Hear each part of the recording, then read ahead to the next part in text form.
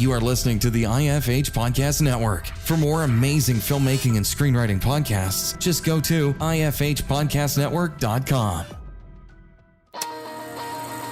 Welcome to Filmmaking Conversations with Damian Swaby. Listen to conversations with award-winning filmmakers, directors from the golden age of television, and creatives from the indie film community who continue to inspire the next generation of filmmakers. And now, over to your host, Damian Swaby. Johnny, how are you today? Good. How are you, Damian? I'm doing cool. I'm glad to hear from you. Since we last spoke, I'm really interested to hear how your film festival went, because I know you were putting in the work, that's for sure. Mm-hmm. And you've got other things going on with your film project yourself. Mm-hmm. So, Johnny, how did it go? Well, excellent question. Last time we talked, that was, I believe, in late December. So, I mean, that was, feels like yesterday, but I guess some months have passed. But yeah, leading up to that, I mean, after I got off that Zoom with you and that meeting, it was just pretty much off to the races. I actually went on a little vacation in Europe before that. Where did you go? All over Italy, Germany, France. Those were the big three. I was only there for about like 2 or 3 weeks, but you know how Europe can be. You could just travel. It's like living in the States. You just go on a little road trip or hit a train. So that was amazing. Always is. I love it. But it was kind of hard to do any type of film festival work while I was over there. So once I got back in early January, it was off the races. Just promoting and even picking up more films for the festival and curating those and programming those and it was just all about kind of getting the word out there this year round, and just letting the public know that there is a real festival that is going on, and I say real because if I could be a small advocate for the pollution of the film festival industry, I would be happy to be that, because for any kind of early filmmakers getting into the industry, which I'm sure a lot of the listeners are, or people who have been in for a while, it can be kind of enticing for young filmmakers, I think, to go on Film Freeway and just go down the laundry list of festivals that are just, there's thousands of them you can discover. And, that you see the site and it's always like, oh, IMDb qualifying, blah, blah, blah, blah, blah, blah. And that's all, I think, very enticing for young filmmakers, especially when they get that first kind of official selection or something like that. But then as soon as you kind of, unpeel the onion and see the layers of it, and it's not all it's cracked up, I guess, or what it appears to be. A lot of these festivals are monthly online or something like that. And especially the online ones, I'd be kind of weary of, because, I think a lot of those can be just kind of money-making schemes for a lot of people. And it's not really showing your film to a wide audience. It's not really getting the film out there per se. You might get some certificates or something over the email, but it's not really gonna, unfortunately, that stuff doesn't lead to much. And with a festival that I'm running, I want my festival to lead to further projects. I want my festival to lead to further networking for filmmakers living where I'm from, in Southwestern Ohio, in the United States. So, I mean, that's kind of my purpose for the festival is not only to give these filmmakers a, little slice of success for a certificate or something, but also giving them a platform to show their film in front of a live audience of living and breathing people who they don't know, and strangers they don't know, and see how they respond to their films. Good on you. And I think it's one of the things I said to you before. I'm so happy to hear you say that about your festival and your ideas and your outlook on festivals, because let's face it, so many of the ones on Film Freeway are I just don't even understand how they're allowed to exist. And what I mean by that is it does feel like some of them are money-making scams. And if you have an online festival, some of them don't necessarily give the information, like, well, how many people will be online when your film's being viewed. It doesn't even have like a real festival timetable, if that makes sense. Yeah. And I think a lot of people are continuously going on to the Film Freeway and getting the laurel and getting a certificate. Either one works, tomato, you know. Yeah. And they're kind of like doing backflips, but I think everyone, before you hit send, needs to do just a little bit of research and get a little idea of what you're sending your screenplay or your film or your documentary film or whatever it may be to. And you said about progressing, as in networking and speaking to other filmmakers and everything like that. But one of the things I find about going to film festivals that I really like is, even if I'm speaking to other filmmakers, editors, writers, whoever, if things don't progress, as in I work with these people in the future, the experience of all of us being in the room and talking and discussing ideas and motivating each other without even really knowing sometimes is a great thing anyway. Yeah. So I'm really for a good festival. Yeah. I mean, Damien, I couldn't agree more with that. It's just all about building a community. The filmmakers I really look up to in particular are George A. Romero and John Waters. Romero in Pittsburgh, and John Waters lived in Baltimore. Those two filmmakers, they obviously weren't living in the film hubs or the center of the entertainment industry at the time. Pittsburgh was really pretty much an industry town, steel town. Baltimore, same kind of difference.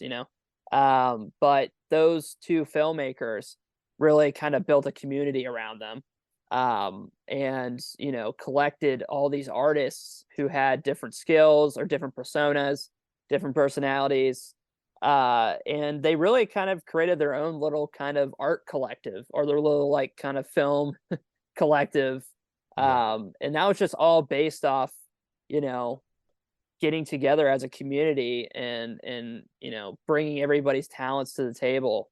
And both of them made classics that we all know and love today. Like the zombie genre, the zombie subgenre of horror would not exist if it was not for George Romero.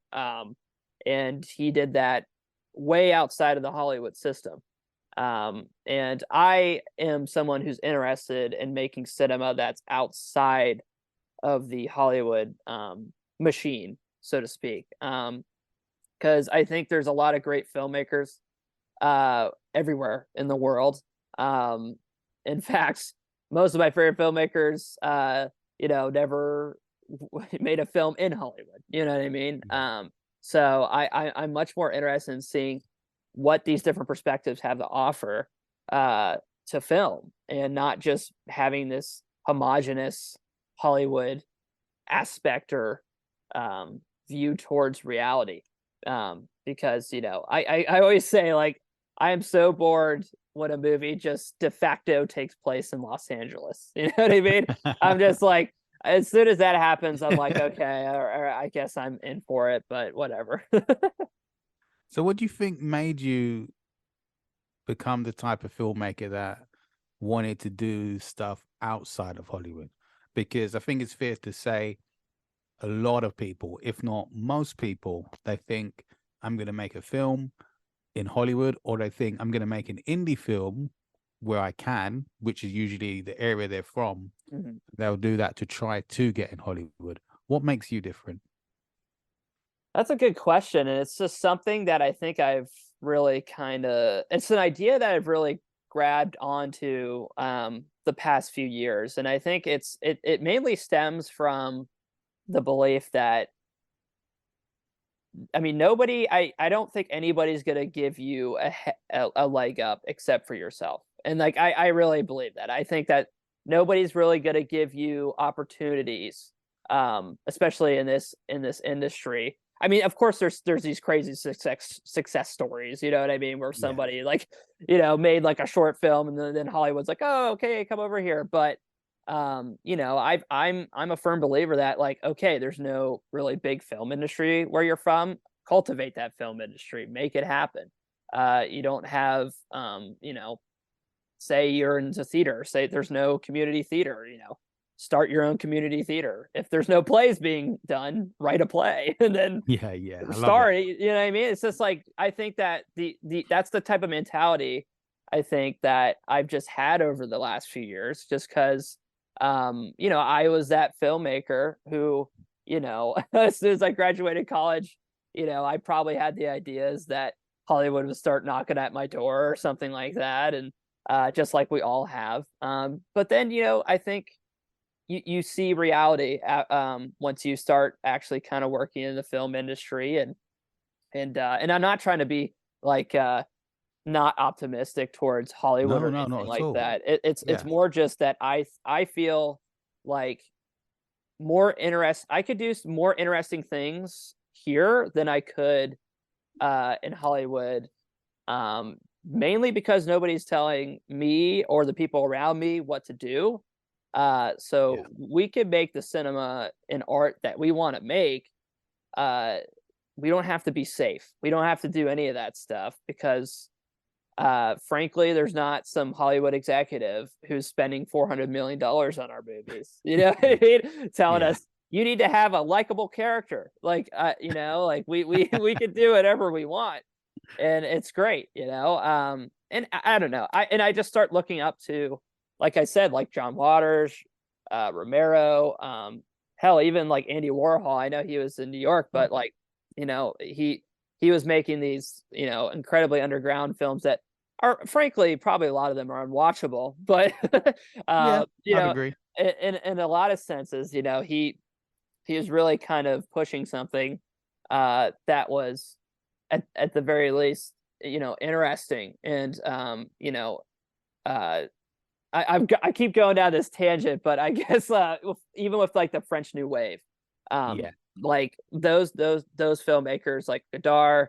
Truffaut, um, Romer, they all were kind of uh, they were just film critics, kind of sitting in cafes talking about the state of French cinema and how much they Yeah. were annoyed by it and how much they feel like they could do better. So what they did was make these slightly amateur films that just had a lot of personality and heart and everything, and that created a new wave. Same thing with in Austin, Texas, with Linklater and all those Oh guys. gosh, Like yeah. Yeah. it's just all about, I think, just it's always just about kind of creating a movement. Like movements don't just come out of nowhere, I guess is what I'm saying.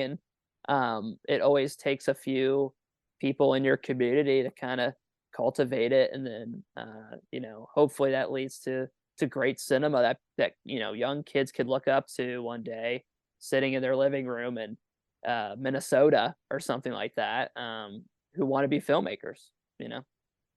So, what do you think some of your favorite filmmakers outside of the Hollywood system, what do you think they would have thought of your film festival? I mean, I would hope they would have loved it.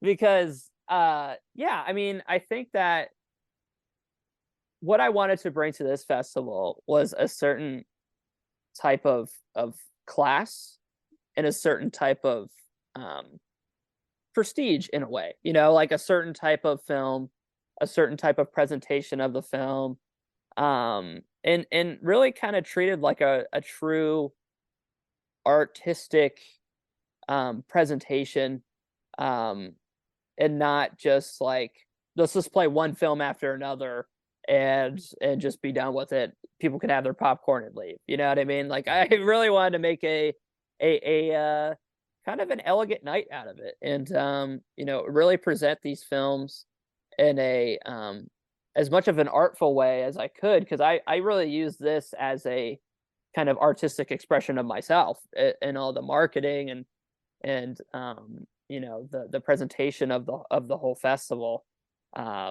Just kind of having that strong artistic vision behind the whole thing, and just really celebrating the filmmakers and auteurs that I see have promise where I'm from. And I'm really hoping that these filmmakers go on to, in the very near future, make their first feature films. You know what I mean? Because this is a short film festival this year, but next year we're moving into features. So that's exciting. But it's all just about, and not to repeat myself, but just presenting the films in the most artful and respectful and elegant way as I possibly could. So hopefully they would have loved it. The film festival is for short films only. Why are you moving on to feature films? So next year, there will be short films included. So there will be a short film block. But I'm moving on to features because there are features being made here in the Midwest. And I think that this could be an excellent avenue for these filmmakers to get their films out there, and also to acquire distribution. Because in the near future, this film festival is going to be a film festival for filmmakers to bring and acquire distribution, because there's a lot of distribution houses here locally. And not to talk too much about it, because I think there's some non-disclosure things at the moment. Okay. But there's a distribution house here located in Cincinnati that is to partner with the festival next year. So it'll most likely be a kind of place for these Midwestern filmmakers who don't have distribution for their films yet to get it, to show their films and get their films seen by a much wider audience through streaming and all that. So that's exciting. So it'll be more than just winning an award or something. You could possibly get your film out there to the mass public after your film is premiered at the festival. So brilliant, because distribution is something I think a lot of us really want to have and we really enjoy. But it depends on the type of distribution. And I say that, but I guess it depends on the person and the filmmaker as well. Because in terms of distribution, we can just basically put things up on YouTube, really. Sure. Yeah, and that's a distributed film. But there are loads of platforms now that are like, sign up, you send the film. I won't name any names. Some are better than others. Yeah. They say, we'll pay you whatever percentage of the film. And if people don't know where the platform is, what it is, then no one's going to go to that platform to watch the film. Mm-hmm. And if you're doing all the legwork to get people to go on a platform to watch your film, then you may as well sell it on your own platform, or say to people, come onto my platform and stream it. That's the way I see it. So how do you see the distribution model going forward for independent filmmakers? That's an excellent question, Damien, and it's something that I'm learning about more and more every day. I've gotten much more after the festival into the kind of like distribution world and learning more about it, and it's kind of a lot like the festival kind of industry, where there are some distribution companies that, like you said, are kind of not great deals for the filmmakers, and the filmmakers, hardly make any money on their films, or hardly get any plays, hardly get any views on their films, because the distribution companies aren't spending any money in the marketing campaigns. And I know what you're saying is like, why would I give it to, said distribution company if, I could do the marketing for it much better than they could, and I could possibly make more money self-distributing it. But the company that I've been in talks with, that they're a very kind of personable distribution company, and their deals are, not to say like, they're not to say too much about like kind of the ins and outs of it, but let's just say like if you want to get with them on the phone and talk about the details, they'll be on the phone. You know what I mean? Like they're a lot more of a personable company, where a lot of those kind of like big distribution companies, they'll just take they'll take your film and run. You know what I mean? And you really got to read the fine print. And the big thing I'd recommend for any up and coming filmmaker who made an independent film is always make sure you have screening rights, because that is an extra source of income for your micro budget film. And you can make a lot of money just taking your film theater to theater to theater, and showing it in your own way. But yeah, I mean, the distribution world is a maze. You know what I mean? Just like anything else in the film industry right now. It's one of those things you have to truly research, unfortunately, navigate, because the film industry is an industry. I mean, we all love the arts, and trust me, we all get into it for the art, just like I did, but it's an industry nonetheless, and it's an ever changing industry as well. What it took for, let's say, Richard Linklater to get distribution for Slacker, and then get Dazed and Confused a few years later, is not the industry we live in anymore. Not true. To say that it's like you should be scared of it. It's just different, and your first indie feature film may not be playing in theaters across the country. It just very well may not be, because the multiplexes are truly kind of ran by the big studios, or the small indies, which the small indies are pretty much studio. So that's kind of I always call those fake indies. That's a better way to put it. Yeah. Because some of them, so again, I won't say any names, I don't want to be mean today, but they kind of have a generic way of making films. I'm kind of seeing this pattern of, they may have been indie at one point, but now it feels like they're small studios, fake studios, and they're churning out a way of making films that are classed as indie. The same way Marvel has a way of making films that may be a bit like a template they have to make films. That's one of the things I've been seeing and feeling as of late. Being on a plane watching some films and thinking, is that really indie? Is that really like? Is that made by committee? Is that really the filmmaker's voice? But I could be wrong. No, I mean you're totally not wrong. I mean, it's definitely. I think I'm sure you're the same way, but it's definitely a hard industry not to be cynical about sometimes. You know what I mean? I mean, I love it. You love it. I'm sure everyone listening to this podcast right now loves the film industry, loves film, but these kind of, I always say that, the film that just came out recently, Cocaine Bear, you know what I mean? That's kind of a example of kind of a fake indie, you know what I mean? That kind of has the flavor of an independent film a little bit, but it still has major studio backing, major studio cast.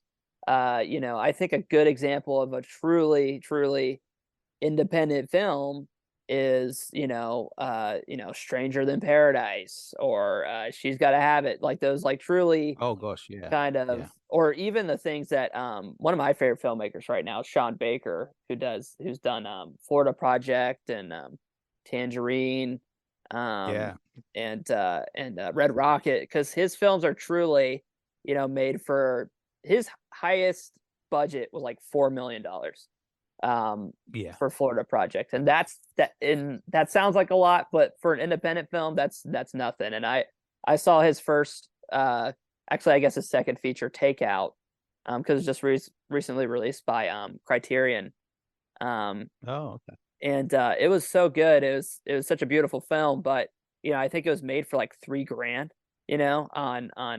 on a video camera, and Wow, good um on him. yeah, and it's on the Criterion Collection now. So I mean, like, that's what I mean. It's like he didn't have, it wasn't, nobody was knocking on his door to make that film about a Chinese immigrant living in New York who owes people money and needs to go on a bunch of takeouts. And it's like almost like a cinema verite film. Yeah, Like, it's not like the studio's like, that's what we need, you know what I mean? yeah, But yeah.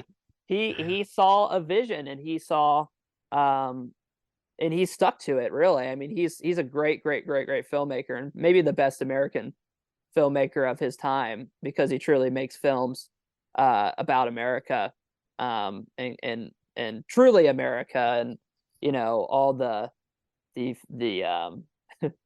I guess the misfits that live here. But Yeah. uh, that's what's great about him. But that was made for $3,000 on the Criterion Collection now, and that was just made by his bootstraps. And I'm saying to any filmmaker who may be scared to do or make films, just go out and do it. You know what I mean? Like, that's the number one thing you could do. I know that sounds cliche, but it's not about It's the truth. it's not, yeah, it's the truth. It's not about the budget. It's not about any of that stuff. It's about, your heart, and how much you can put into it. And somebody will see it. You know what I mean? Somebody will see it. And you never know who you can move. Um and that's kind of the beauty of cinema. You know what I mean? It should not be just owned by the people in ivory towers in Hollywood or Mm. something like that. That we own cinema. You know what I mean?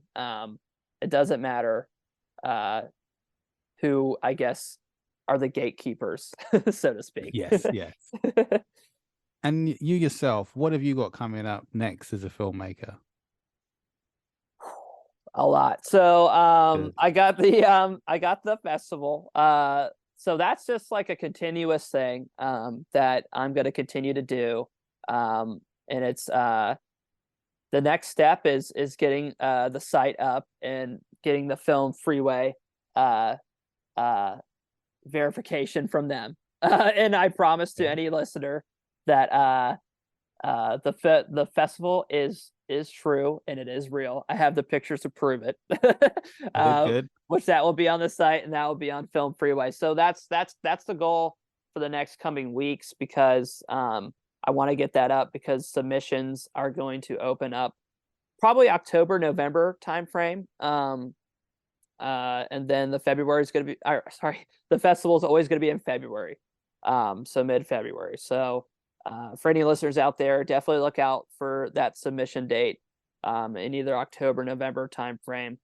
And then just actually getting to the distribution business a little bit. Like I said, can't talk too much about that, but Yeah. it's in the works.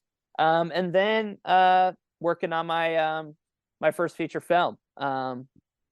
And I have a play coming out as well. So not a play. So like I have a stage reading for my play Oh, okay. coming up in May. So this is my first foray into theater or playwriting, good I should luck. say. Thank you. It's been a lot of fun. I don't know if you've ever written a play before, but I have. It's such a different discipline. yeah, it is for Yeah. sure. But I enjoyed it. I don't know how you felt. I like writing dialogue, so It was me very too. freeing to just like, wait, I don't have to write like what everyone's doing at any given Yeah. second. This is great. Yeah. Yeah, but that's all good. Yeah, the features Sunday dinner, so that's in the works. Still getting some of the budgetary things, kind of like, you know, just really building to a budget that we're comfortable with, into going forward. Um but just also, not taking no for an answer of that. Uh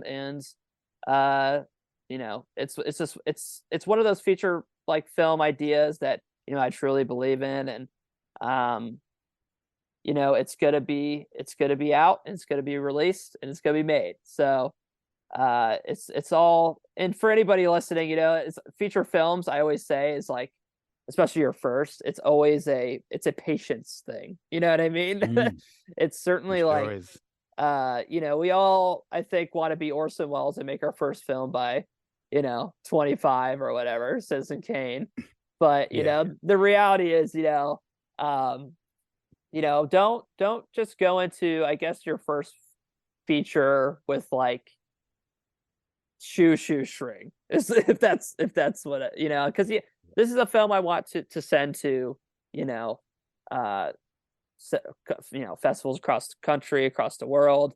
And I want it to be a truly a first film, you know what I mean, a first film that's a statement of who I am as an artist, and the type of films I want to make going forward. And I think everybody's first film should be that. It should be kind of your calling card, so to speak.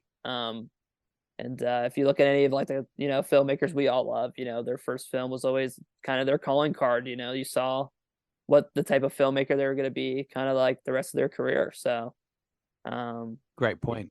That is a yeah. great point. You're absolutely correct there. And the feature film element of things is a whole different kettle of fish. I've made a feature film, Mhm. shoestring Right. budget. It showed. And I didn't really put it out there. It wasn't. It was a great learning process. Mm. But it really made me think. Okay, I need to take a step back because it just didn't represent me as an artist. It couldn't have been a calling card because Right. it was. Yeah, I could just feel the stress in me while I was trying to make it. Yeah. Yeah. And I think like there's just like I guess to add to that, it's like there's always a fine line between being precious and being, um I don't know even the word I'm trying to look for, but like, I don't think you should be precious necessarily, but I don't want to put work out there that I'm not proud of at the same time. You know Yeah, what I mean? And I think that's basically like, I made, we've all made shoestring stuff. You know what I mean? And I think those are all, and I think every filmmaker coming up does that. You know what I mean? Like everybody's made, like Stanley Kubrick's first film, Fear and Desire. Like he didn't even want that to be seen. Now it's in the Library of Congress to be, seen yeah, forever. yeah. But it for him, it was a learning experience. For you, it was just like a learning experience that you needed to, get off of your chest. You needed that kind of like trial by fire, you know what I mean? And my first short was 49 minutes, almost a feature, and shoestring. Wow. But it had its technical issues. And I want to make a film that I don't go into the premiere being like, oh my god, not the sound, you know what I Yes. mean? So Yes. we want a budget where we're not doing that. Yeah. And Yeah. we want it to be watched by people at home, and not, and for people to not turn it off immediately because it looks cheap, you know what I Yeah. mean? And there's nothing wrong with that, I don't think. I know a lot of filmmakers are like, oh, you're too precious, blah blah blah. I'm like, no, I just, I'm proud of what I do. I put my name over things, and I want it to be a work I'm proud of. And there's nothing wrong with Nothing that wrong at with all. that. So Nothing wrong with that at all.